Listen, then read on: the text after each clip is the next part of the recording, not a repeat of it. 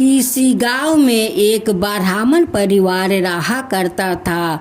उस परिवार में 2 भाई और 3 बहन थी।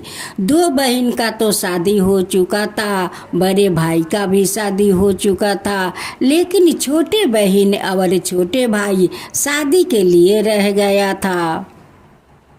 जो छोटे भाई शादी करने के लिए रह गया था उनके नाम तो दुर्पत था। दुर्पत तो बहुत भोला भाला था, सीधा साधा नहीं पढ़ा लिखा जानता था।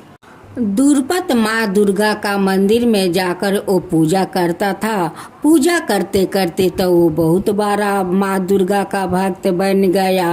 अब तक दुर्पत जो भी काम करता है माँ दुर्गा से पहले पूछता है तब जाकर काम करता है। बिना पूछे कोई काम नहीं करता है और नहीं कहीं जाता है। उस माँ दुर्गा का मंदिर में एक पुजारी भी रहता था।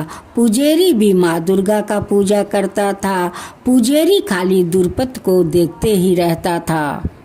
एक दिन पुजारी दुर्पत से पूछता है कि दुर्पत, तुम माँ दुर्गा से बिना पूछे कोई काम नहीं करते हो और नहीं कहीं जाते हो, क्यों? दुर्पत कहता है कि दुर्गा जानती है।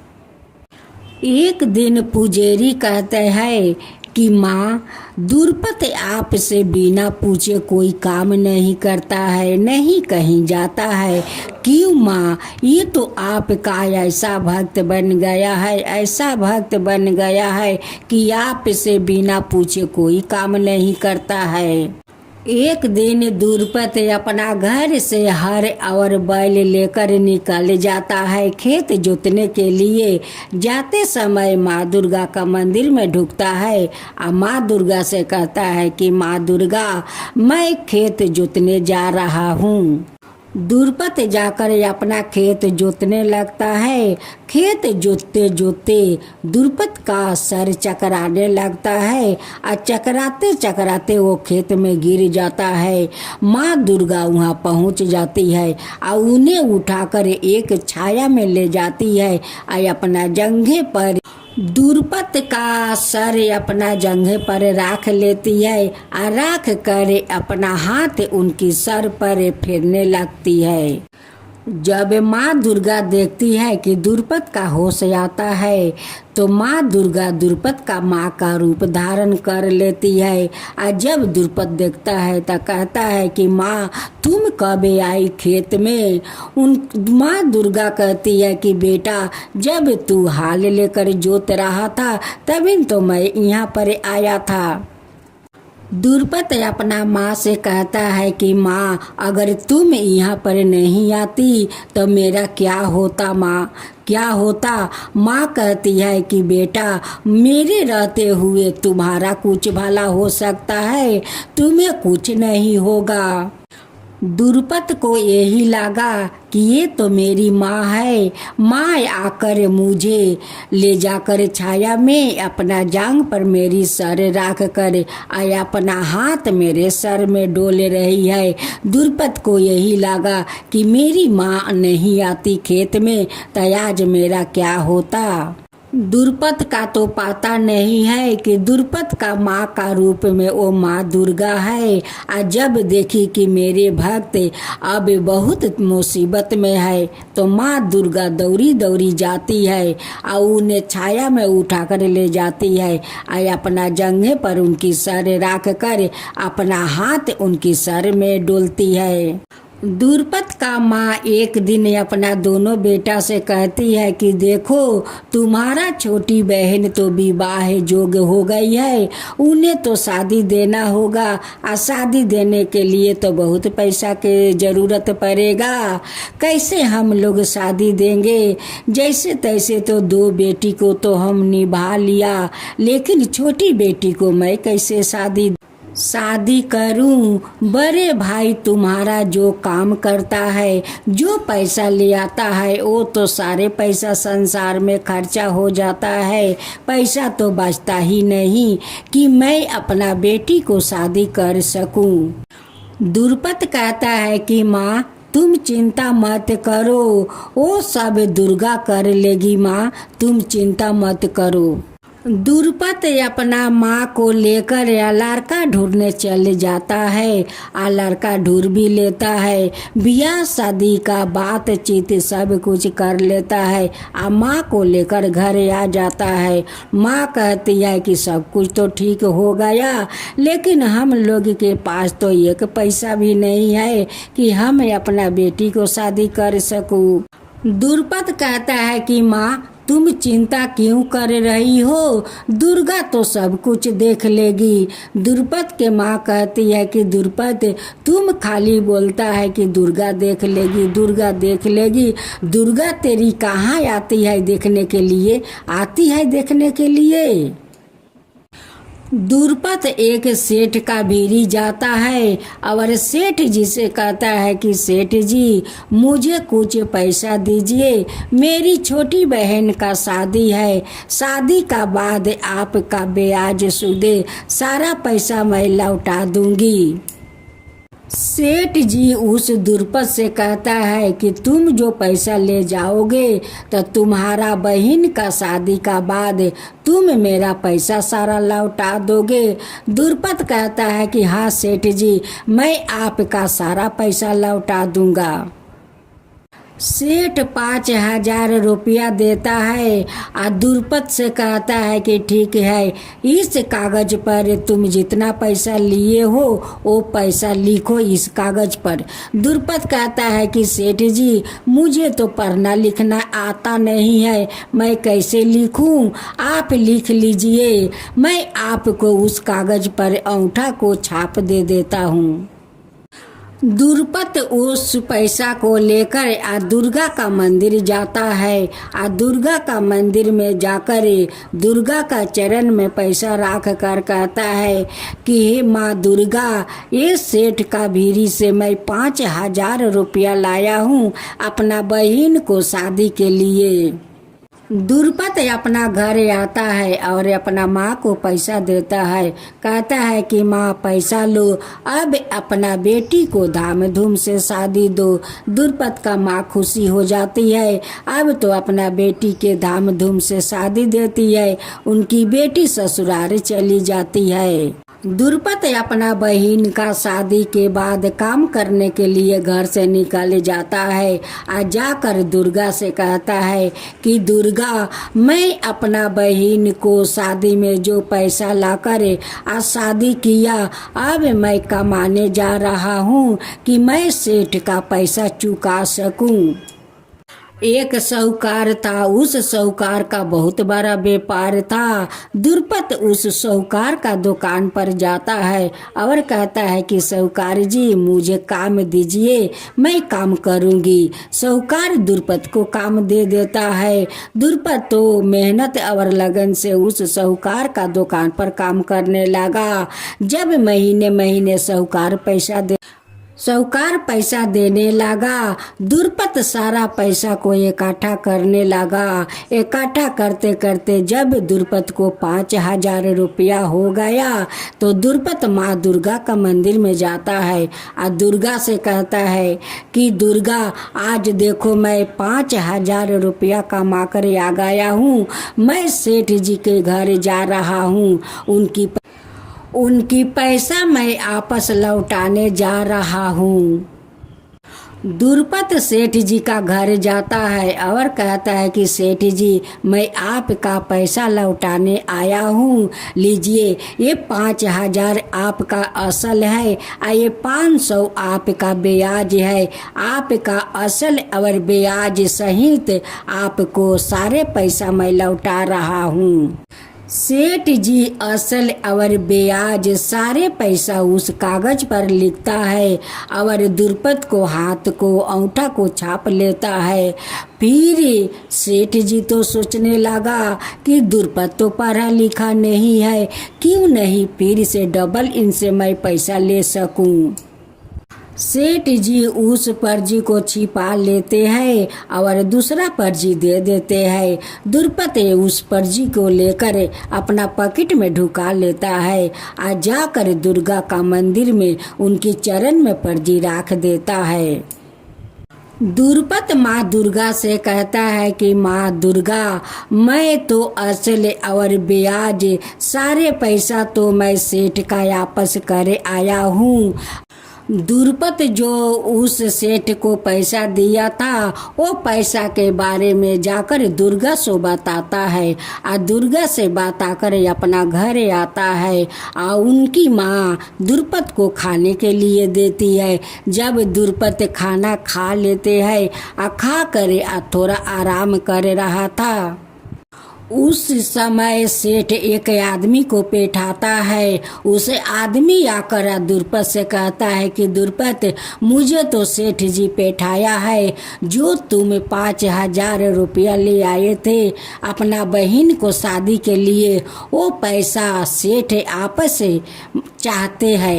उस आदमी से दुर्पत कहता है कि सेठ जी को तो मैं आज ही तो उनकी असल और ब्याज सहित सारे पैसा तो मैं उन्हीं लौटा दिया है, अब कवन पैसा के लिए सेठ जी अपना आदमी को बैठा दिया है। दुर्पत सेठ का घर जाता है और सेठ जी से कहता है कि सेठ जी, आपको तो मैं ब्याज सहित सारे पैसा लौटा दिया है, फिर आपना आदमी को क्यों मेरे घर बैठाया। सेठ जी कहने लगा कि तुम कब मुझे पैसा दिया, मुझे तो तुम पैसा दिया नहीं, तुम तो झूठ बोलते हो। दुर्पत कहता है कि नहीं सेठ जी, मैं झूठ नहीं बोल रहा हूँ, आप झूठ बोलते हैं, मैं आपका सारा पैसा दे दिया है। सेठ दुर्पत से कहता है कि अगर तुम मेरा सारा पैसा नहीं लौटाएगा तो मैं तुम्हें जेल कर दूंगा, तुम्हारा ऊपर पंचायत मैं बैठाऊंगा। दुर्पत कहता है कि जो करना है कर लो, सब दुर्गा जानती है। सेठ जी दुर्पत का ऊपर पंचायत बैठाया और दुर्पत को उस पंचायत में बुलाया। उस पंचायत का मुखिया कहते हैं कि दुर्पत, तुम जो सेठ से 5,000 रुपया लिए थे अपना बहन को शादी के लिए, तो तुम सेठ का आज तक पैसा क्यों नहीं लौटाया। दुर्पत कहता है कि मैं तो सेठ जी का सारा असल और ब्याज सहित उनका पैसा मैं जाकर लौटा आया हूँ। मुखिया जी दुर्पत से पूछते हैं कि तुम जो सेठ का पैसा दिया था तो सेठ तुम्हें तो कोई पर्ची तो दिया होगा। वो कहते हैं कि हाँ मुझे दिया है। दुर्पत उस पर्ची को अपना पॉकेट से निकाल कर उस मुखिया को हाथ में दे देता है। जब मुखिया उस कागज को देखता है तो कागज में तो कुछ नहीं लिखा है। मुखिया जी कहते हैं कि दुर्पत, इस कागज तो सादा है, इसमें तो कुछ नहीं लिखा है। दुर्पत कहता है कि मुखिया जी, जब मैं सेठ जी का सारा पैसा लौटाया तो मुखिया जी यही पर्ची मुझे दिया। मुखिया जी कहते हैं कि दुर्पत, इस कागज में तो कुछ नहीं लिखा है, जब तुम सेठ जी का पैसा दिया तो तुम दोनों को सेवा और कोई वहाँ पर था। दुर्पत तो पंचायत में आने से पहले वो दुर्गा का मंदिर में जाकर और दुर्गा का आशीर्वाद लेकर तब वो पंचायत में गया था। दुर्पत मुखिया से कहता है कि जी मुखिया जी, हम दोनों को सेवा वहाँ पर एक और आदमी था। मुखिया कहता है कि वो कौन था। दुर्पत कहता है कि दुर्गा थी। मुखिया कहता है कि दुर्गा थी या तो हाँ मुखिया जी दुर्गा थी। मुखिया जी दुर्पत से कहते हैं कि दुर्पत, उस दुर्गा को तो इस पंचायत में गवाही के लिए बुलाना होगा। उस पंचायत से एक आदमी दुर्गा को बुलाने के लिए जाते हैं। माँ दुर्गा सुन लेती है, बूढ़ी का रूप धारण करती है और उस पंचायत में आ जाती है और कहती है कि मुखिया जी, दुर्गा को बुलाने का कोई जरूरत नहीं पड़ेगा, दुर्गा तो आ गई है। दुर्गा कहती है कि मुखिया जी क्या पूछना चाहते हैं, पूछिए। मुखिया जी कहते हैं कि अच्छा दुर्गा बताओ, दुर्पत तुम्हारा सामने उस सेठ का सारा ब्याज सूदे पैसा लौटाया था, कहती है दुर्गा कि हाँ, ये तो दुर्पत मेरा सामने ही सारा पैसा असल और ब्याज सहित सारा पैसा मेरे सामने वापस किया था। मुखिया जी कहते हैं कि दुर्गा, जब तुम्हारा सामने दुर्पत पैसा लौटाया था तो सेठ कोई तो पर्ची दिया होगा तुम्हारे सामने। वो कहती है कि हाँ मुखिया जी, वो सेठ जी जो दिया है असल पर्ची तो जिस पर्ची पर सेठ जी अपना हाथ से लिखा था कि दुर्पत तो मेरा सारा पैसा लौटा दिया, लेकिन सेठ जी का तो मन में लालच समा गया। उस असल पर्ची अपना बिछौना को नीचे छुपा दिया और दुर्पत को नकल पर्ची धरा दिया। दुर्गा का बात सुनकर मुखिया तो बहुत असर्ज में पड़ गया। कहने लगा कि इस औरत कैसे जानती है कि मुखिया असल पर्ची अपना बिछौना का नीचे छुपा दिया और नकल पर्ची दुर्पत को धरा दिया। मुखिया जी कहते हैं कि दुर्गा, ये बात तुम कैसे कह सकती हो, कैसे जानी कि वो असल पर्ची अपना बिछौना को नीचे छुपा दिया और नकल पर्ची धरा दिया। दुर्गा कहती है कि मैं तो सब कुछ जानती हूँ। दुर्गा कहती है कि मुखिया जी, अपना आदमी को सेठ जी को घर पे बैठाइए और जो सेठ जी बिस्तर पर सोते हैं उस बिस्तर के नीचे आप देखिए कि पुर्जी है कि नहीं। उस आदमी जाता है या सेठ जी के बिस्तर उठाकर देखता है कि एक पर्ची है। पर्ची उठाकर उस पंचायत को लिया कर देता है और उस पर्ची में सब सही सही लिखा था। दुर्पत तो सारा पैसा सेठ जी को लौटा दिया है, वो सारे इस पर्ची में लिखा है। मुखिया जी कहते हैं कि सेठ जी तो झूठा है, मकार है, उसे जेल में जाकर बंद कर दो। सेठ जी को तो सारा जीवन के लिए जेल हो गया। और मुखिया जी उस दुर्गा के पास हाथ जोड़कर कहते हैं कि आप कौन हो, आप सब कैसे जानती हो, आप कौन हो। दुर्गा कहती है कि मैं सब कुछ जानता हूँ। अब तब मुखिया को शरीर का उनकी लोम खारा हो गया और मुखिया जी तो समझ गया कि ये कोई साधारण स्त्री नहीं है, ये तो कोई देवी लगती है।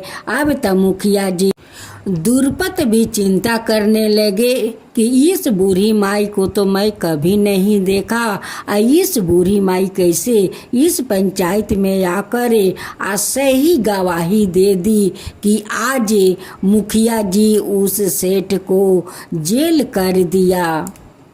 अब तो दुर्पत सोचने लगा कि मुखिया जी तो सही कहते हैं, ये तो साधारण स्त्री नहीं लगती है। अब तो दुर्पत हाथ जोड़कर कहने लगा कि माता, आप कौन हो कि मुझे आकर इस पंचायत में बचा लिया।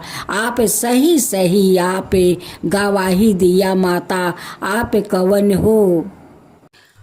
दुर्गा कहती है कि दुर्पत, मुझसे बिना पूछे तुम कोई काम नहीं करते हो, कहीं जाते नहीं हो और कहते हो कि कौन हो माता, आप कौन हो।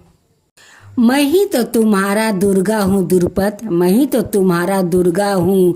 दुर्पत कहते हैं कि माँ, आप अगर दुर्गा है तो मुझे दर्शन दिखाइए। अब तो माँ दुर्गा उस पंचायत में अपना रूप धारण कर लेती है और सारे पंचायत को अपना दर्शन देती है। अब तो सारे लोग सर झुकाते हुए, हाथ जोड़ते हुए माँ दुर्गा का सभी लोग प्रणाम करने लगे, उनकी चरण में माथा टेकने लगे कि हे माँ दुर्गा, आप तो दर्शन दे दिया, हे माँ हम लोग का दर्शन देकर धन्य कर दिया, हे माँ आप ये दुर्पत के कारण हम लोग का आपको दर्शन देखने के मिला है माँ, हम लोग का दर्शन हुआ है माँ। मुखिया जी हाथ जोड़कर कहते हैं कि सचमुच माँ आपका दुर्पत तो भोला भाला है, सीधा साधा है माँ, उसलिए तो आपका वो भक्त है कि आपका भक्त के गवाही देने के लिए आप इस पंचायत में आए और सभी को दर्शन दिया माँ, सभी को दर्शन दिया, दर्शन देकर धन कर दिया माँ, धन कर दिया। हम लोग भी दुर्पत के जैसे आपका भक्त बनेंगे माँ, भक्त बनेंगे। आपको हम सभी लोग मिलकर आपको धाम धूम से पूजा करेंगे माँ, धाम धूम से पूजा करेंगे माँ।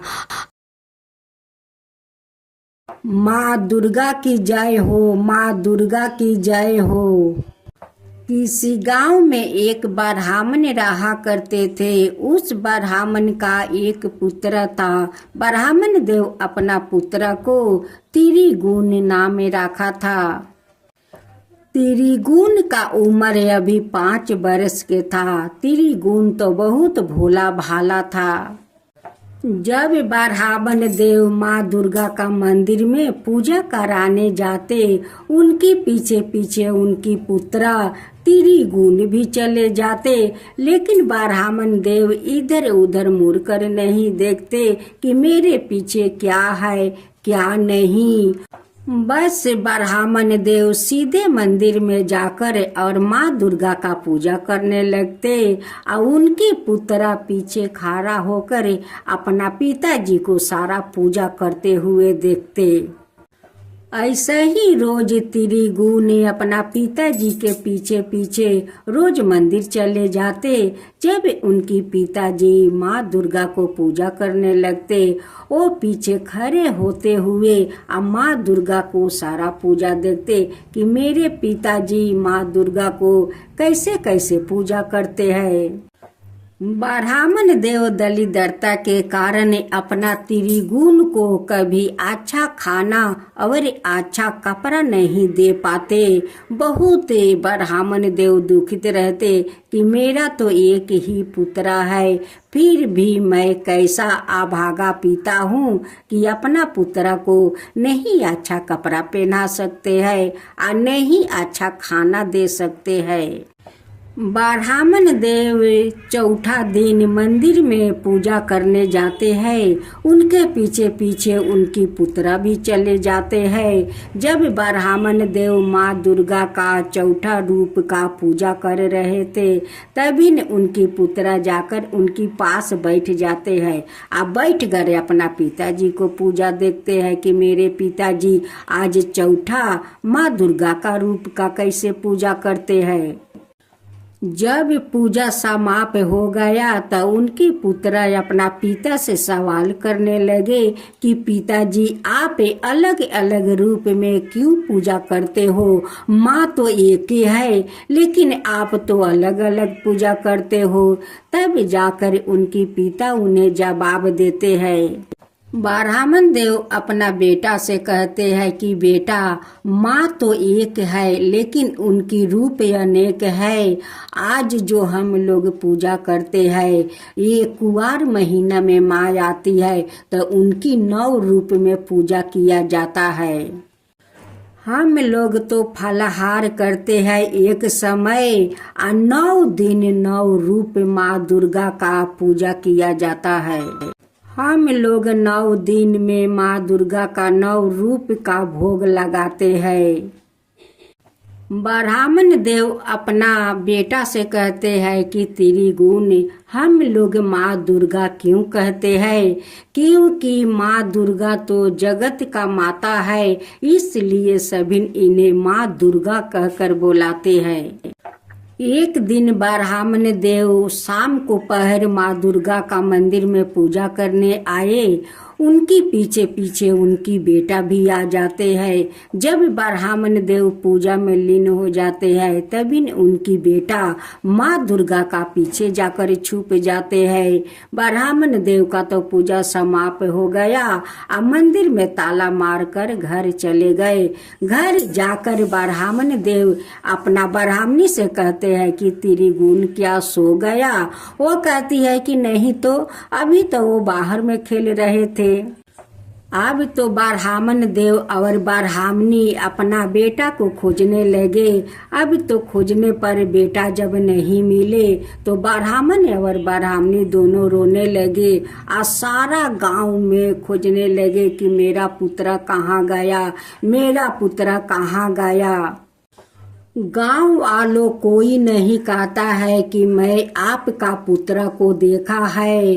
वो लोग कहते हैं कि 5 बरस के आपका पुत्र है, वो 5 बरस के उम्र में वो कहाँ जा सकता है, घर में कहीं होगा, कहीं छुपे होंगे।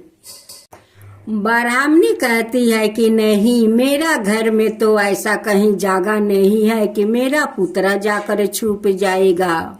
दोनों ब्राह्मण ब्राह्मणी घर में आते हैं, बिना खाना खाए वो दोनों सो जाते हैं। इधर त्रिगुण माँ दुर्गा का मंदिर में बैठ कर माँ को ध्यान लगाए हुए है और कहते हैं कि माँ आप मुझे दर्शन दो, माँ आप मुझे दर्शन दो, आप तो माँ हो, लेकिन हम लोग का घर में इतना दरिद्रता क्यों है माँ, क्यों है, आप मुझे दर्शन दो माँ।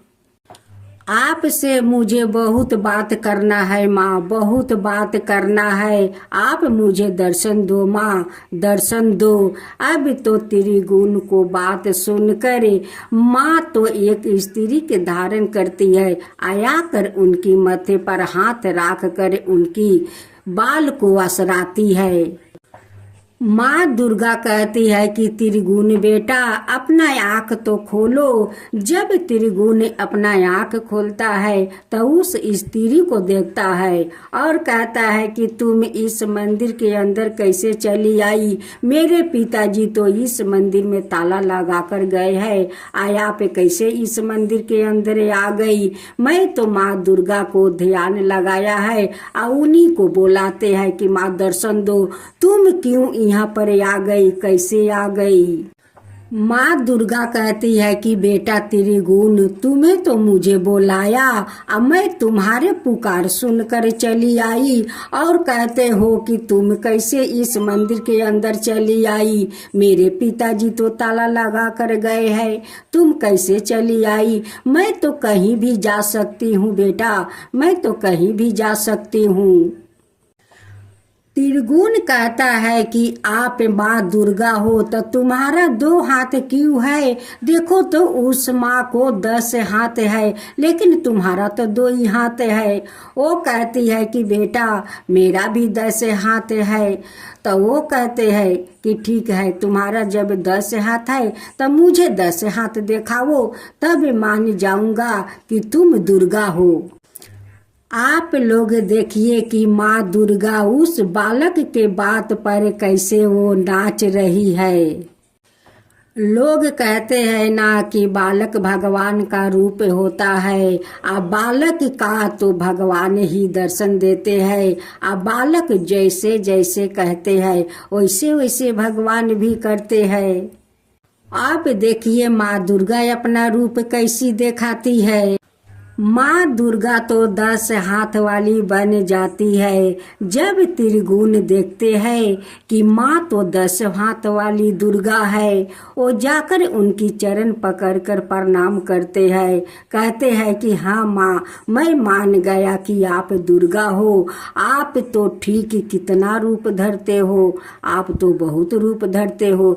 इसलिए तो पिताजी कहते हैं कि हम लोग 9 रूप में माँ दुर्गा का पूजा करते हैं, 9 रूप में भोग लगाते हैं। त्रिगुण माँ दुर्गा से कहते हैं कि माँ आप तो इतना रूप धारण करती हो तो क्यों नहीं हमारा घर का दरिद्रता दूर कर देती हो माँ, क्यों नहीं दूर कर देती हो। देखो तो मैं छीड़ा कपड़ा पहना हूँ, अच्छा पिताजी भोजन नहीं दे सकते हैं तो हम लोग का आप क्यों नहीं दरिद्रता दूर कर देती हो माँ। अब तो उस त्रिगुण को बात सुनकर माँ दुर्गा का बहुत दुख हुआ, बहुत दुख हुआ। कहने लगी कि बेटा अब तेरा घर में दरिद्रता नहीं रहेगा बेटा, अब तेरा घर में दरिद्रता नहीं रहेगा, मैं जरूर तेरा घर का दरिद्रता दूर करूंगी बेटा। माँ दुर्गा कहती है कि बेटा देखो, तुम्हारे साथ बात करते करते कब सुबह हो गया मुझे तो पता नहीं चला बेटा। तुम्हारा माता पिता तो खोज रहे होंगे, रो भी रहे होंगे कि मेरा पुत्र कहाँ चला गया, मेरा पुत्र कहाँ चला गया। अब चलो त्रिगुण, अब अपना घर चलो, चलो मैं पहुँचा देती हूँ। माँ दुर्गा मंदिर से निकलने से पहले त्रिगुण का चेहरा से अपन ध्यान हटा देती है कि कहीं त्रिगुण घर जाकर वो माँ से ना कहे कि माँ देखो दुर्गा आई है मुझे लेकर। इसलिए माँ दुर्गा उनकी सारे ध्यान हटा देती है और लेकर उनकी घर जाती है। जब त्रिगुण जाकर दरजा पीट रहा था कि माँ दरजा खोलो, माँ दरजा खोलो, माँ जब उठती है, उठ कर त्रिगुण को अपना बुक से लगा लेती है और कहती है कि बेटा तू सारा रात कहाँ था, मैं कितना खोजे गांव गांव में खोजे, कहीं नहीं तुझे पता लगा बेटा, तुम रात भर कहाँ था। त्रिगुण से उनकी माँ पूछती है कि बेटा रात भर तू कहाँ था, लेकिन त्रिगुण तो कुछ बता नहीं रहे थे। तब माँ दुर्गा कहती है कि ये बच्चा तो मुझे रास्ता में मिला, इस बच्चा से मैं पूछा कि तुम्हारा पिता को नाम क्या है, तुम्हारा घर कहाँ है, वो नाम बताया, घर बताया, उसलिए तो मैं आपको बेटा को लेकर यहाँ पर आया हूँ। ब्राह्मण और ब्राह्मणी हाथ जोड़ कर उनसे कहने लगे कि बहन आप तो बहुत अच्छी काम किया है बहन, कि आप मेरे बच्चों को पकड़कर मेरे पास लाए हैं बहन, नहीं तो मेरा बेटा कहीं दूर चला जाता तो क्या होता बहन, क्या होता। आपको मैं कोटि कोटि धन्यवाद करती हूँ, जितना हम लोग धन्यवाद करें उतना कम है बहन, कम है कि आप मेरा बेटा को पकड़ कर मेरे हवाले कर दिया, मेरा गोद भर दिया बहन, गोद भर दिया। लेकिन ब्राह्मण और ब्राह्मणी को तो पता नहीं है कि ये ही तो माँ दुर्गा है, इनके साथ रात भर त्रिगुण उस मंदिर में था। जब ब्राह्मण देव खाना खाकर वो लोग सो जाते हैं, तभी माँ दुर्गा जाती है और त्रिगुण का घर को महल बना देती है, धन भर देती है और धन भर करे वहाँ से अंतर ध्यान हो जाती है। जब ब्राह्मण ब्राह्मणी को अंगी टूटा तो वो लोग देखते हैं कि हम लोग तो महल के अंदर है, इतना सारा महल राताराती कैसे हो गया, इतना सारा धन कहाँ से राताराती आ गया। अब तो वो लोग अब तो ब्राह्मण ब्राह्मणी बहुत आश्चर्य में पड़ गए कि राताराती हम लोग का महल कैसे हो गया, इतना सारा धन कहाँ से आ गया। अब तो यही चिंता में वो लोग पड़े हैं। जब फिर रात को खाना खाकर सो गए, उसी रात में माँ दुर्गा आकर दर्शन देती है और कहती है कि हे ब्राह्मण देव, ये सब धन तो आपका पुत्र के कारण हुआ है, आपका पुत्र तो मेरे मंदिर में जाकर वो मेरे ध्यान पर बैठा था और मुझे पुकार रहे थे कि माँ आप तो माँ हो, आप तो दयालु हो, तो आप क्यों नहीं हम लोग का दलिद्रता दूर कर देती हो। इस बालक को मैं बात सुनकर अपना रूप धारण किया और सारा रात इस त्रिगुण के साथ मैं बात किया। आज त्रिगुण का वो श्रद्धा भक्ति देखकर मैं बहुत प्रसन्न हूँ, बहुत प्रसन्न। आज प्रसन्न होकर आपका घर और धन दिया है। आपका धन कभी शेष नहीं होगा ब्राह्मण देव, कभी शेष नहीं होगा। एक दिन त्रिगुण बड़ा होकर मेरा सेवा करेगा। वो मुझे वचन दिया है कि माँ मैं बड़ा होकर आपका सेवा करूँगा, पूजा करूँगा। ये सब तो आपका त्रिगुण का श्रद्धा भक्ति के कारण ये सब घर और धन मिला है ब्राह्मण देव, घर और धन मिला है। हे माँ दुर्गा, जैसे आप उस ब्राह्मण देव को महल और धन दिया, वैसे ही सबका धन दीजिए, सबका महल दीजिए। हे माँ दुर्गा, सबका धन और महल दीजिए। जो आपका कथा कहे, जो सुने, जो हुंकार भरे, उन सब का ऊपर कृपा कीजिए हे माँ दुर्गा, और उन सब का आप घर महल दीजिए। हे माँ दुर्गा, जय माँ दुर्गा, जय माँ दुर्गा। कत्यायनी माता की जय हो, कत्यायनी माता की जय हो। माँ दुर्गा का छठवां स्वरूप नाम कत्यायनी है। इनका कत्यायनी नाम पढ़ने की कथा इस प्रकार है। कत्य नाम का एक प्रसिद्ध महर्षि, उनके पुत्र ऋषि कत्या हुए। इन्हीं कत्या के गोत्र में विश्व प्रसिद्ध महर्षि कात्यायन उत्पन्न हुए थे। इन्होंने भगवती परम्बा की उपासना करते हुए बहुत वर्षों तक बड़ी कठिन तपस्या की थी। उनकी इच्छा थी कि माँ भगवती उनके घर पुत्री के रूप में जन्म ले। माँ भगवती ने उनकी ही प्रार्थना स्वीकार कर ली थी। कुछ काल पश्चात जब दानव महर्षि सूर्य का अत्याचार पृथ्वी पर बहुत बढ़ गया, तब भगवान ब्रह्मा, विष्णु, महेश तीनों ने अपने अपने तेज का अंश देकर महर्षि सूर्य के विनाश के लिए एक देवी को उत्पन्न किया। महर्षि कात्यायन ने सर्वप्रथम इनकी पूजा की। इसी कारण से यह कात्यायनी कहलाई।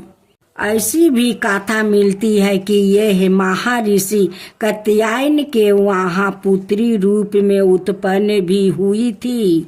आश्विन कृष्णा चतुर्दशी को जन्म लेकर शुक्ला सप्तमी, अष्टमी और नवमी तक 3 दिन इन्होंने कात्यायन ऋषि की पूजा ग्रहण कर 10वीं को महिषासुर का वध किया था।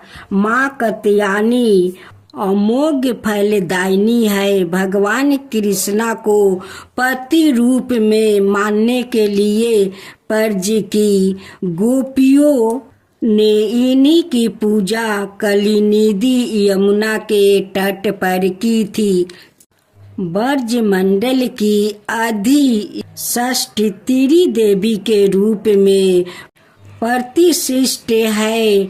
इनका स्वरूप अत्यंत ही भाव और दिव्य है। इनका वर्ण सौरन के समान चमकीला और भास्वर है।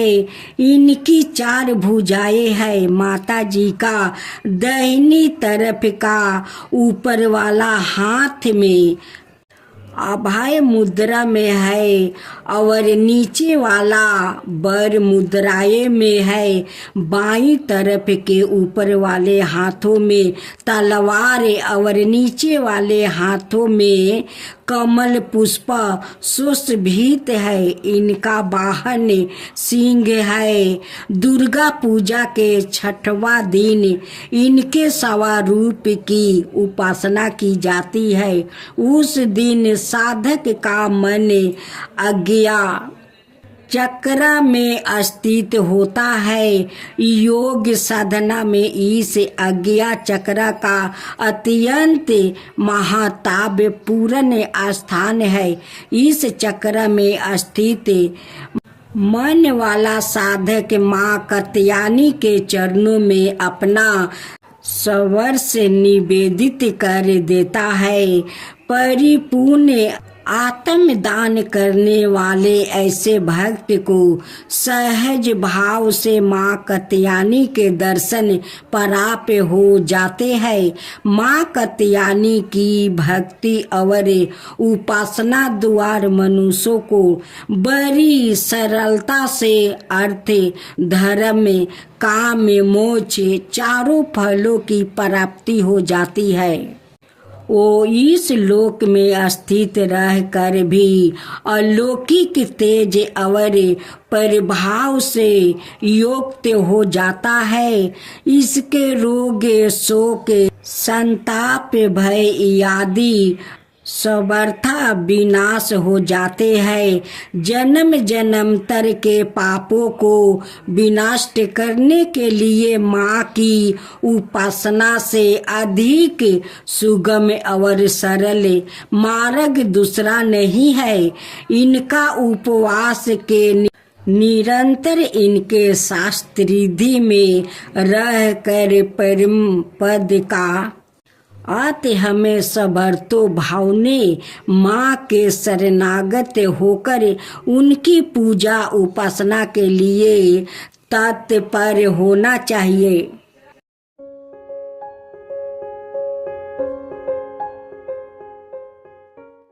भक्तजनों, आज आप सुनेंगे नवरात्रि पर माँ दुर्गा का चौथा पाठ। माँ दुर्गा जी के चौथे सावा रूप का नाम कुष्मांडा है।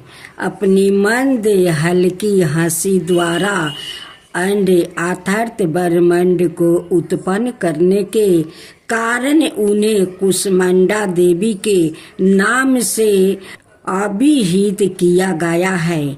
जब दृष्टि का अस्तित्व नहीं था, चारों ओर अंधकार ही अंधकार परिव्याप्त था, तब इन्हीं देवी ने अपने इस्तेहासाय से ब्रह्मांड की रचना की थी। अतः यही दृष्टि की आदि स्वरूप आदि शक्ति है। इनके पूर्व ब्रह्मांड का अस्तित्व था ही नहीं। इनका निवास सूर्य मंडल के भीतर के लोक में है। सूर्य लोक में निवास कर सकने की क्षमता और शक्ति केवल इन्हीं में है। इनके शरीर की कांति और प्रभा भी सूर्य के समान ही दे दी पैमान और भास्वर है। इनके तेज की तुलना इन्हीं से की जा सकती है। अनाए कोई भी देवी देवता इनके तेज और प्रभाव की समाता नहीं कर सकते। इन्हीं के तेज और प्रकाश से दसों दिशाओं प्रकाशित हो रही है। ब्रह्मांड की सभी वस्तुओं और प्राणियों में अवस्थित तेज इन्हीं की छाया है। इनकी 8 भुजाएं हैं। अतः यह अष्टभुजा देवी के नाम से भी विख्यात है। इनके 7 हाथों में करमस, कमंडलू, धनुष, बाण, कमल, पुष्प, अमृत पूर्ण, कलश, चक्र और गादा है। 8वां हाथ में सभी सिद्धियों और निसिद्धियों देने वाली जप माला है। इनका वाहन सिंह है। संस्कृत भाषा में कुष्मांडा कुमरे को कहते हैं। बलियों में कुम्हरे की बलि इन्हें सर्वाधिक प्रिय है। इस कारण से भी यह कुष्मांडा कही जाती है। नवरात्रि पूजन के चौथे दिन कुष्मांडा देवी के सावा रूप की ही उपासना की जाती है। इस दिन साधक का मन अनाहत चक्र में आवासित होता है। इस दिन उसे अत्यंत पवित्र और अत्युज्ज्वल मन से कुष्मांडा देवी के सावा रूप को साधन में रख कर पूजा उपासना के कार्य में लगाना चाहिए। माँ कुष्मांडा की उपासना से भक्तों के समस्त रोग शोक विनाश हो जाते हैं। इनकी भक्ति से आहु यश बल और आरोग्य की वृद्धि होती है। माँ कुष्मांडा अतिलप सेवा और भक्ति से भी प्रसन्न होने वाली है। यदि मनुष्य सच्चे हृदय से इनका शरणागत बन जाए तो फिर उसे अत्यंत सुगमता से परम पद की प्राप्ति हो सकती है। हमें चाहिए कि हम शास्त्रों पुराण में वर्णित विधि विधान के अनुसार माँ दुर्गा की उपासना और भक्ति के मार्ग पर आहानिरी से अगर से हो।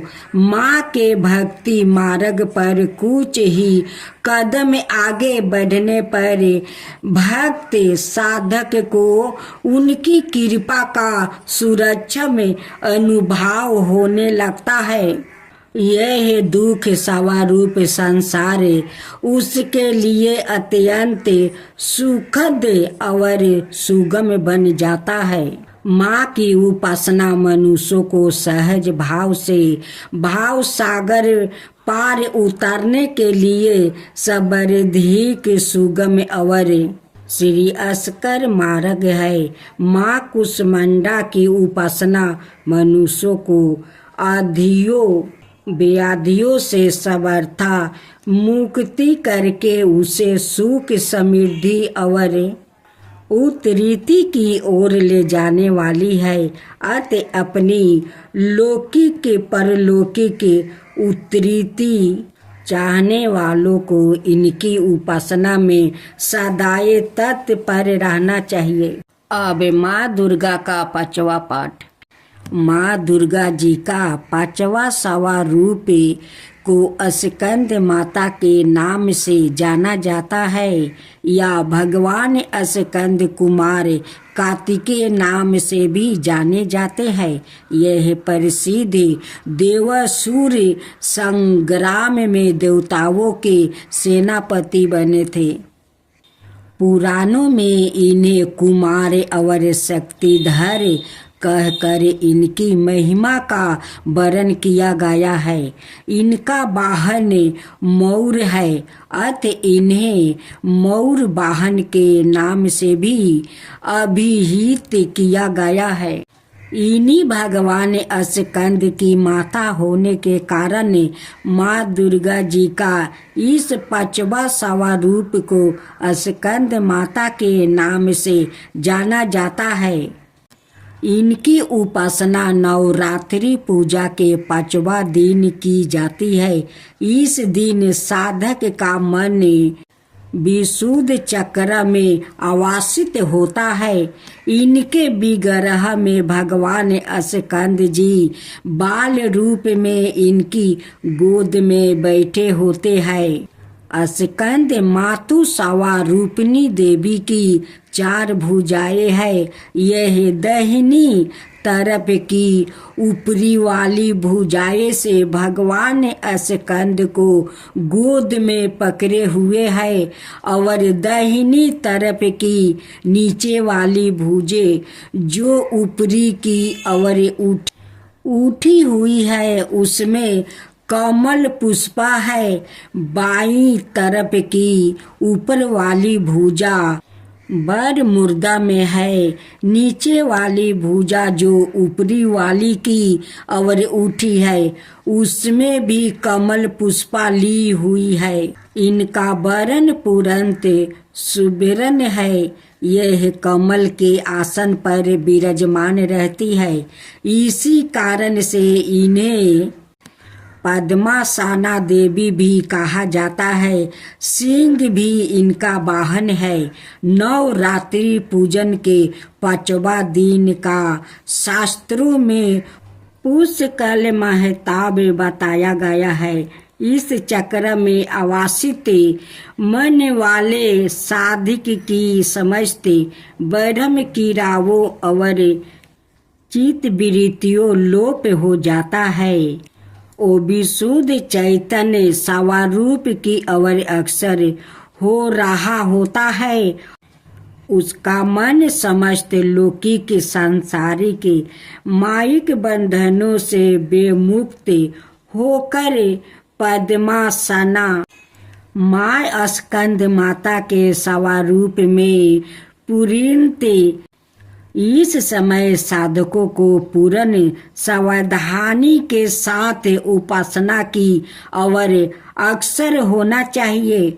उसे अपनी समस्त ध्यान वृत्तियों को एक ग्रह रखते हुए साधन के पथ पर आगे बढ़ना चाहिए। माँ स्कंद माता की उपासना से भक्ति की समस्त इच्छाएं पूर्ण हो जाती है। इस मृत्यु लोक में ही उसे परम शांति और सुख का अनुभव होने लगता है। उसके लिए मोक्ष का द्वार स्वयं सुलभ हो जाता है। स्कंद माता की उपासना से बल रूप स्कंद भगवान की उपासना भी स्वयं हो जाती है। यह विशेषता केवल इन्हीं को प्राप्ति है। अत साधक को स्कंद माता की उपासना की और विशेष ध्यान देना चाहिए। सूर्य मंडल की अधिष्ठित्री देवी होने के कारण इनका उपासक अलौकिक तेज और कांति से संपन्न हो जाता है। एक अलौकिक प्रभाव मंडल अदृश्य भाव से सदाए उसके चतुर्दिक परिव्याप्त रहता है। यह प्रभा मंडल प्रतिक्षण उसके योग क्षेमा का निवारण करता रहता है। अतः हमें एक ग्रह भाव से मन को पवित्र रख कर माँ की चरणों में अनेक का प्रयत्न करना चाहिए।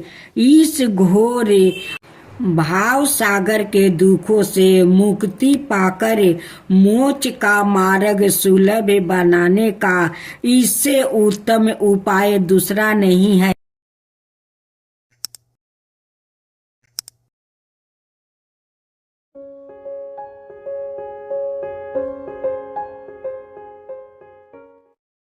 एक बार बृहस्पति जी और वर्मा जी के बीच संबंध हो रहा था।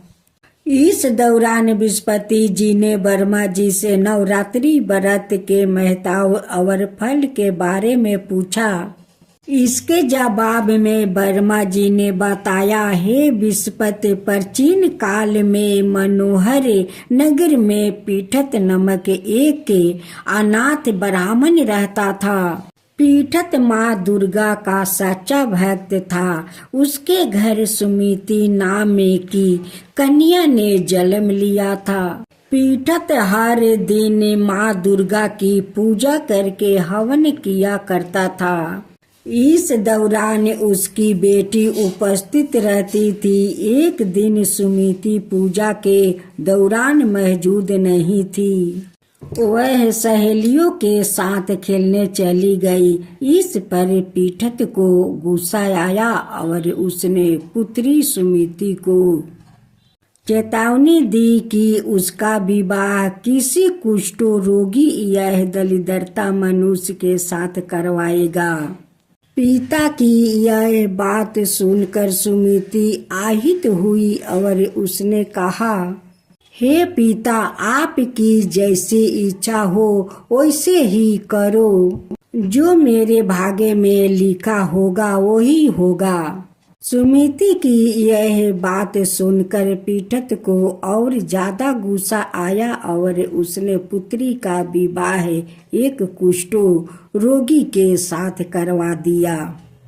इसके साथ ही पीठत ने अपने पुत्री से कहा कि देखता हूँ कि भाग्य के भरोसे रहकर क्या करती हो। पिता के कटुत वचनों से आहित अपने आप को कोसने लगी और अपने पति के साथ वन में चली गई। गरीब बालिका की ऐसी स्थिति देखकर माँ भगवती प्रकट हुई और कहा कि मैं तुम्हारे पूर्व जन्म के कर्मों से मैं पसंद हूँ। इसके साथ ही माँ भगवती ने सुमिति से वरदान मांगने को भी कहा। इससे पर सुमिति ने माँ भगवती से पूछा कि आप कौन है? जवाब में माँ भगवती ने कहा कि मैं आदि शक्ति हूँ। आज तुम्हें तुम्हारे पूर्व जन्म का वृत्तांत सुनती हूँ। माँ भगवती ने बताया कि पूर्व जन्म में सुमिति निष्ठा भील की स्त्री और पतिव्रता थी। एक दिन तुम्हारा पति चोरी की वजह से पकड़ा गया। इसके बाद सिपाहियों ने तुम दोनों पति पत्नी को जेल खाने में कैद कर दिया। तुम दोनों को जेल में भोजन भी नहीं दिया गया। तुम दोनों नवरात्रि के दिनों में ना तो कुछ खाया और ना जल पिया। इस तरह 9 दिन तक नवरात व्रत हो गया। माँ भगवती ने आगे कहा कि तुम्हारे उसी व्रत के प्रभाव से प्रसन्न होकर मैं तुझे मनोवांछित वर देती हूँ। तुम्हारी जो इच्छा हो सो मांगो। माँ भगवती की यह बात सुनकर सुमिति ने कहा, हे माँ दुर्गे, मैं आपको प्रणाम करती हूँ। आपसे विनती है कि मेरे पति के कुष्ठों को दूर कर दीजिए। माँ भगवती ने ब्राह्मण की बेटी की इच्छा पूरी कर दी। इसके बाद सुमिति ने माँ भगवती की आराधना की। ब्राह्मण की बेटी की आराधना से खुश होकर माँ भगवती ने कहा कि तुम्हें उदलाए नमक अति। ब्राह्मण की बेटी की आराधना से खुश होकर माँ भगवती ने कहा कि तुम्हें उदलैन नमक अति बुद्धिमान, धनवान, कीर्तिवान और जितेंद्राय पुत्र होगा। इस वरदान से खुश होकर सुमिति ने माँ भगवती से नवरात्रि के व्रत की विधि और व्रत के फल की जानकारी मांगी। इस पर माँ भगवती ने बताया कि चैत्र यह आश्विन मास के शुक्ल पक्ष की प्रतिबाद तिथि से 9 दिन तक व्रत रहे। अगर व्रत नहीं रख सकते हैं तो एक समय को भोजन करे। घट स्थापना करने के बाद मटका बनाकर उसको हमेशा जल से सींचना चाहिए। विधि अनुसार पूजा करने के बाद पुष्पों से अर्घ्य देना चाहिए। इस दौरान घी, गेहूं, शहद, खंड, जौ, तिल, बेल, नारियल, कदम्ब और दाख से हवन करे। गेहूं के हवन से लक्ष्मी की प्राप्ति होती है। खीर में चंपों के पुष्पों से धन की और बेलपत्रों से तेज वह सुख मिलता है। माँ भगवती ने बताया कि बिजोरा के फल से अर्घ्य देने से रूप की प्राप्ति होती है। जाया फल से अर्घ्य देने पर कीर्ति और जो इंसान अवले से अर्घ्य देता है उसे सुख की प्राप्ति होती है। इसी तरह केले से अर्घ्य देने वालों को आभूषणों की प्राप्ति होती है। इस विधि विधान से होम करे यज्ञ की सिद्धि के लिए आचार्य को दक्षिणा दे। माँ भगवती ने बताया कि इन 9 दिनों में जो कुछ दान आदि दिया जाता है उसका करोड़ों गुणों फल मिलता है। ब्राह्मण की बेटी को विधि और फल बताने के बाद माँ भगवती ने अंतर्ध्यान हो गई। सुबह दैनिक क्रिया से निवृत्त होकर स्नान कर ले। इसके बाद मंदिर में या घर पर ही नवरात्रि में माँ दुर्गा का ध्यान करके यह कथा करनी चाहिए। यह व्रत कन्याओं के लिए विशेष लाभदायक है। पौराणिकों कथाओं के अनुसार एक समय की बात है, रंभा और करम्बा नाम के दो भाई हुआ करते थे, जिन्होंने शक्तियों को प्राप्त करने के लिए घोर तपस्या की थी। उनकी तपस्या देखकर इंद्र को अपने राजपाट छीनने का खतरा महसूस हुआ और फिर इंद्र ने कुछ देवताओं के साथ मिलकर एक भाई को मार डाला, जिसका नाम करम्बा था। रंभा को जब अपने भाई करम्बा के मरने की खबर मिली तो वह बहुत क्रोधित हुआ। इससे रंभा में बदले की आग लाग गई और इसके लिए वह अपनी तपस्या में और कठोर हो गया। उसने अपनी उपासना से कई देवताओं को खुश किया और उन्होंने उसे वरदान भी दिया कि वह बहुत शक्तिशाली हो और वह किसी से पराजित नहीं हो सकता, ना देवताओं से और ना ही राक्षसों से। एक बार रंभा ने एक मादा भैंसे को देखा और रंभा ने उसके साथ संभोग किया। इस बीच एक नर भैंसा आया और रंभा की खत्म कर दिया। खुद्दत की बात यही थी कि रंभा ने किसी जानवर से सुरक्षित होने का वरदान नहीं लिया था। इस घटना ने मादा भैंस गर्भवती हो गई और उसने आग में कूद कर आत्महत्या कर ली। जिस क्षण वह आग में कूदी उसी समय आग से आधा भैंस और आधा मनवा बाहर आया, जिसका नाम महिषासुर पड़ा।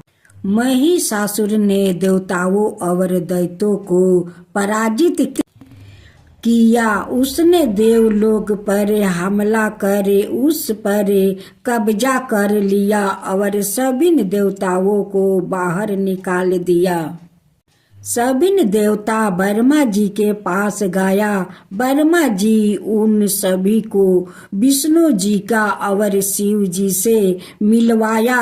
देवताओं ने विनाशकारी महिषासुर द्वारा उनके ऊपर किया गया अत्याचार बताया, जिससे सुनकर त्रिमूर्ति को बहुत क्रोध आया।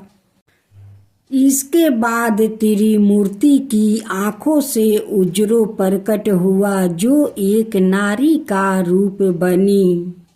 सभी देवताओं उस शक्ति को देखकर प्रसन्न हुआ और सभी ने उस शक्ति को माँ कहकर माना। इस तरह माँ दुर्गा की उत्पत्ति हुई। भगवान शंकर जी ने देवी को त्रिशूल भेंट किया। भगवान विष्णु ने अपना चक्र निकाल कर देवी को दिया। वरुण ने देवी को शंख भेंट किया। अग्नि ने इसे शक्ति दी। बाहु ने उसे धनुष और बाण दी। देवराज इंद्र ने अपना वज्र दिया और ऐरावत हाथी ने अपना घंटा उतार कर देवी को भेंट किया। यमराज ने उसे कल दंड में से एक दंड दिया। वरुण ने उसे पास दिया, प्रजापति ने स्फटिक की माला दी और ब्रह्मा जी ने उसे कमंडल दिया। सूर्य ने देवी के समस्त रोमों में अपनी किरणों का तेज भर दिया। इसी तरह दूसरों देवताओं ने भी माता को आभूषण और अस्त्र देकर सम्मान किया। अंत में पहाड़ों के देवताओं हिमालय ने उन्हें सवारी करने के लिए एक बाघ दिया और उनका नाम महादेवी दुर्गा रखा गया। उनके आशीर्वाद से दुर्गा ने बाघ पर चढ़ाई की और महिषासुर का विनाश करने के लिए निकल पड़ी।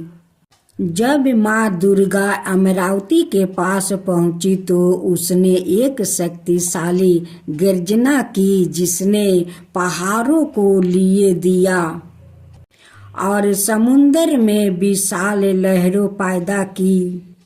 महिषासुर ने अपने सैनिकों को यह पता लगाने के लिए कहा कि क्या हो रहा है। जब उसने सुना कि एक महिला उसे चुनौती दे रही है तो वह हंसा और उसने कहा, उसे कहो कि मैं उससे शादी करके खुश रखूंगा। जब उनके दूत प्रस्ताव लेकर देवी के पास गए तो देवी ने उत्तर दिया, अपने राजा से कहो कि मैं कोई साधारण महिला नहीं हूँ जो उससे शादी करने के लिए उत्सुक हो। मैं महादेवी हूँ और मेरे पति महादेव है। उन्हें अमरावती छोड़ने और दुनिया के नीचे अपनी जगह पर लेटाने के लिए कहने के लिए आई हूँ। अगर वो नहीं गया तो मैं उसे नष्ट कर दूंगी। जब दूत ने आकर महिषासुर को सारी बात बताई तो महिषासुर क्रोधित हो गया। उनके प्रमुख योद्धाओं ने घमंड से कहा, महाराज हम जाएंगे और इस मूर्ख महिला को ठीक करेंगे। महादेवी से युद्ध करने के लिए असुर निकल पड़े। उनके विस्मय और आतंक के कारण एक के बाद एक घमंडी युद्ध समाप्त हो गए। राक्षस राजा को खबर मिली और वह और भी उग्र हो गया। कायर और कमजोर वो एक मात्र महिला के साथ खड़े नहीं हो सकते थे। मैं इस मनहूस महिला को मार डालूंगा। महिषासुर ने असुरों की सेना के साथ देवी पर हमला किया, लेकिन दुर्गा ने तुरंत आपस लड़ने के लिए अपनी सांसें से सैनिकों की एक विशाल टोकरी बनाई। महिषासुर ने उस सभी चालों को आजमाया जो वहां जानता था। वह देवी को भ्रमित करने के लिए आकर बदलता रहा। एक आदमी से वह एक शेर बन गया, फिर एक हाथी, लेकिन हर बार महादेवी ने उसे अपने हथियारों से गंभीर रूप से घायल कर दिया। 9 दिनों तक युद्ध चला। अंत में देवी ने असुर को मार डाला, जिसने फिर से एक विशाल भैंसा का रूप ले लिया था। देवी ने उसे चक्र से वार किया जो विष्णु ने उसे दिया था। इस प्रकार उसने महिषासुर के अत्याचार से दुनिया को मुक्त कर दिया। इंद्र और अन्य देवताओं फिर से स्वर्ग लौट आए और सब ठीक हो गया। तब से नवरात्रों के दौरान दुर्गा की पूजा की जाती है और उन्हें महिषासुर मर्दानी कहा जाता है।